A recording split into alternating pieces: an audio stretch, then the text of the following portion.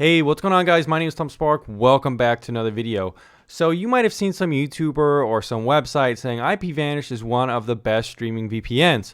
Today, since I have an active VPN subscription from IPVanish, and if you haven't checked out my full IPVanish review, go ahead and check that on the channel. I just did it yesterday. But anyways, guys, today we're specifically just showing you the streaming service compatibility with IPVanish, since a lot of YouTubers, a lot of other people reviewing IPVanish don't actually do this. So first up, we are connected to what IPVanish says is a compatible server as directed by their live chat. So we're going to try it out. We're connected to Atlanta, Georgia right now. And let's go ahead and see if Netflix works. My last test, Netflix was working, so IPVanish gets 1 for 1 right now. We are connected to Hulu already, and let's go ahead and see if we could bypass their proxy error. Looks like we're not going to. It says you're using an anonymous proxy or a VPN. Ouch!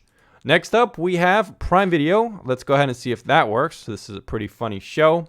Looks like it's not working here either. Your device is connected to a VPN or proxy service. Okay, guys, now that we are connected to Atlanta, we do need to connect to a UK server to test out BBC iPlayer. Let's go ahead and do that. Alright, guys, we are now connected to the UK London server. Let's go ahead and reload this page for a BBC iPlayer and see if we could use this streaming service.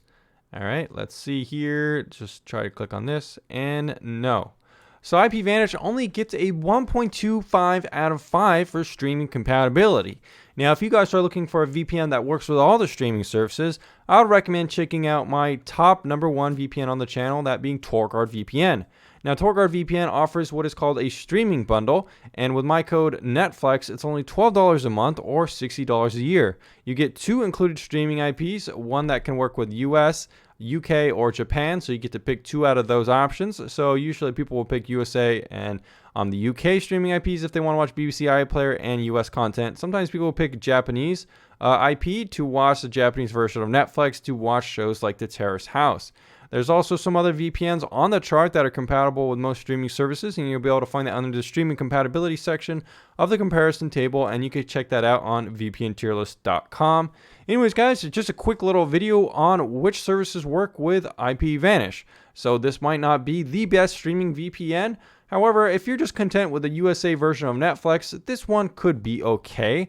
However, there are better options out there. Anyways, guys, thanks for checking out this quick tip video, and I'll see you again very soon. Let me know down in the comments down below if you want to know any other VPNs that work or specific videos like this one, or you can just check the streaming compatibility section of the tier list. Anyways, guys, see you later.